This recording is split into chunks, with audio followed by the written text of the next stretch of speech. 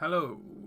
Let's just messing around with Stable Diffusion's new audio model, which can do audio to audio as opposed to just prompting from things. I was just messing around with that this morning. I thought I would quickly go through what I've been doing because it was quite cool and interesting.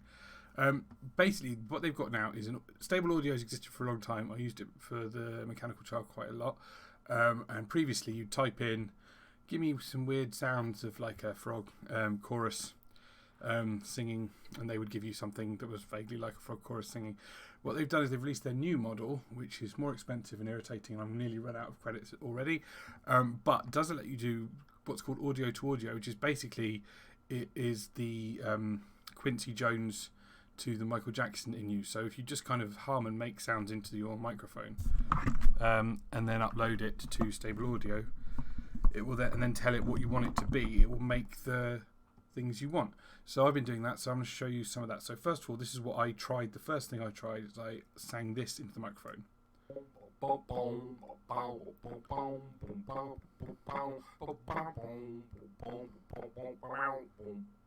which sounds as you'd expect.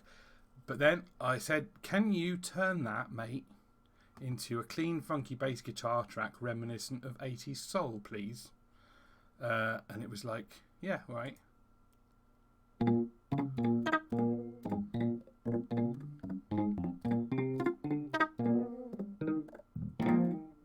Which is ridiculous, because that is exactly what I wanted.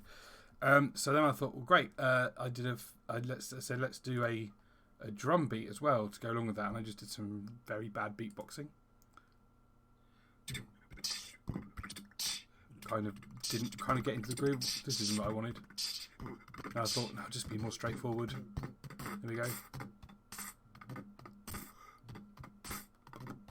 That sort of thing. Send that in. I said, can you make that into a jazzy breakbeat from a killer 70s funk record? And it was like, no. Did a terrible job. But I said, okay, fine, that's not what I wanted. What I want is a drum beat, no musical tones or other instruments, a well-recorded drum track playing a jazzy breakbeat from a killer 70s funk record. And this time...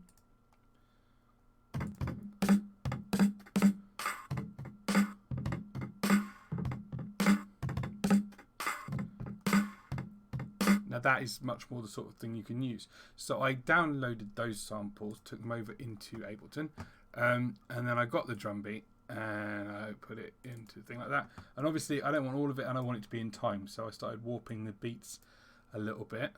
And let's turn off that for a second. Warping the beats for a little bit, and that gave me something like this. Bit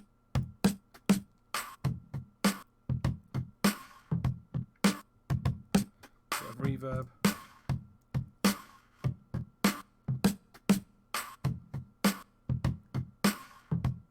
Just from the voice. Did much the same with the bass line. Got that, cleaned it up a bit, chose the bit I liked, and looped it. So.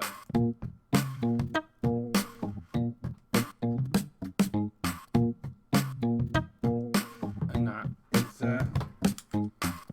is really quite funky. So what else do you need in something like that? Well, I thought probably what you want for that kind of thing is horns, right? You've got to get the horns.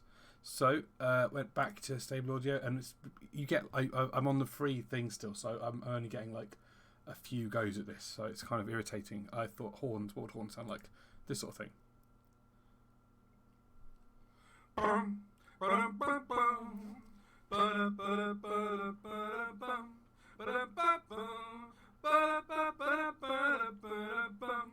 And I was just had the track that was playing, the looping around my headphones, and I was just sort of singing that into the microphone, trying to be a funky person.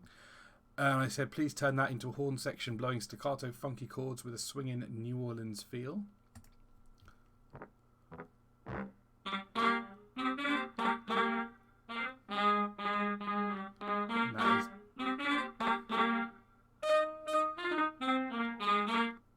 That's kind of perfect and amazing. So let's see how that fits into the track again, finding the bit you want. It's already in time this time because I was doing it to the track, so I don't need to fiddle around with the timing. And you have this little loop here. We'll just hear that on its own. Bit of reverb. And use this baby audio magic switch to kind of give it a bit of width. And then with the other two tracks, oh yeah.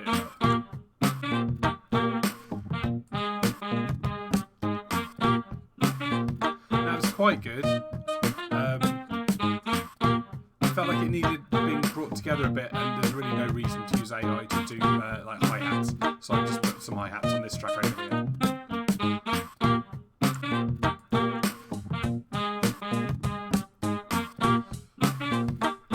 Which pulls it together very nicely. Thought, why don't I play a bit of organ over the top?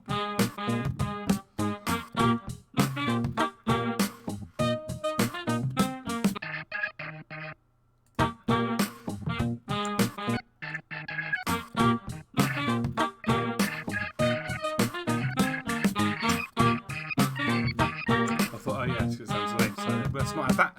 Instead, had that, thought it needed a kind of variation for more of a later without the horns. The horns probably don't be playing all the time. So I did the same thing with some clean. I tried to get some clean guitar, which when it broke. But hang on, so I did this.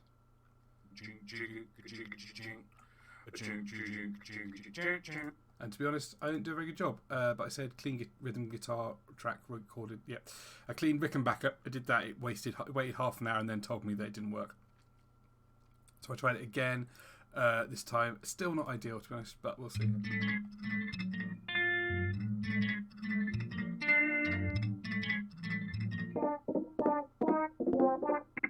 Fine, but not amazing, but still kind of useful in the background. So we'll kind of put that in. That's just a little bit of that loop. Pretty cool, but not the greatest. These are all the first go as well, so it's like I'm auditioning those. These are pretty much getting it right first time. That's the clean guitar. And I thought, well, what is the last thing that this would need if you wanted to show off that it was cool? And I thought, and this is where it doesn't work. You have to do something else for this. But I thought, why not? I write a little vocal hook. And I thought about my kid who is too cool for school. And I thought, well, I can't sit still, my feet's too funky for curricula and rules. Diagnose me with whatever you need, because I'm just too cool for school. Thought, let's sing that into it and see if that can turn it into a harmonic backing track. And spoiler warning, it can't, but it's still cool. So this is what I recorded. I can't sit still, my feet's too funky for curricula and rules. Diagnose me with whatever you need, because I'm just too cool for school. Just sang that a few times round and round. It kind of cut me off after 30 seconds, which was a bit, well, it says it's a minute, but it cut me off for 50 seconds for the generation. Anyway, so I told that to make that into male Motown singers, backing singers singing in perfect harmony. And it doesn't do that, so it did this instead. I'm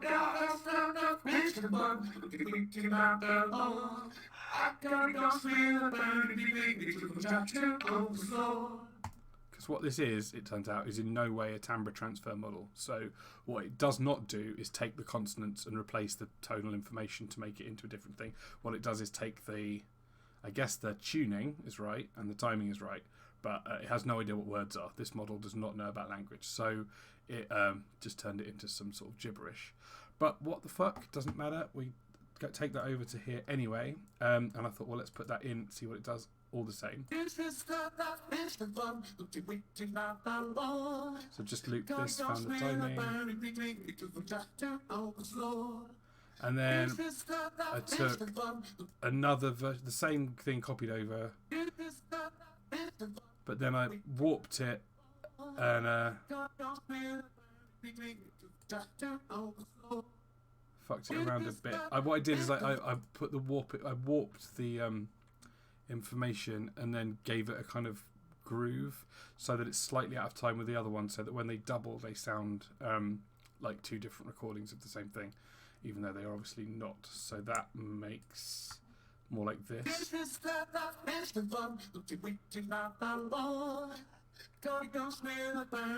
And those have got some compression and some equalization on them just to make them blend in a little bit better.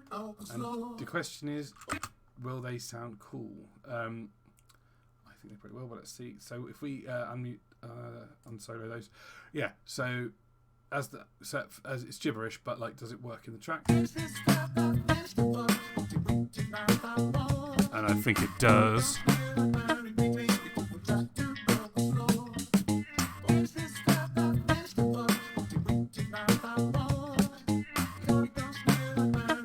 Slow a little bit of the beat.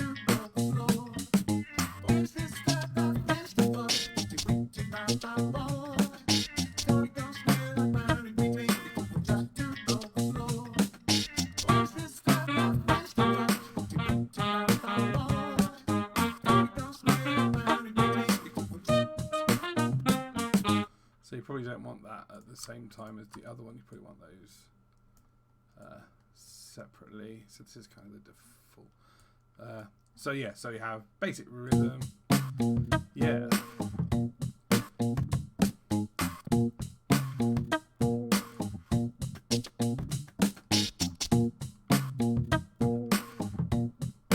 That's a nice little fill just made of the other drum beats. And guitar.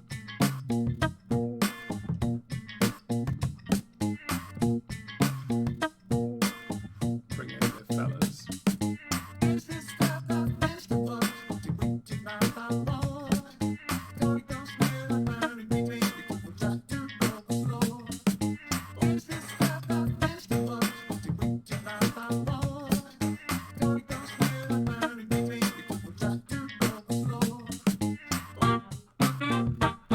So you'd probably want to do some things where you like stop everything else and just have a thing, that kind of thing. Yeah. So yeah, obviously not a song, not a finished track, but as a little section of loops that you could put together and make something out of later. I think that's pretty cool. I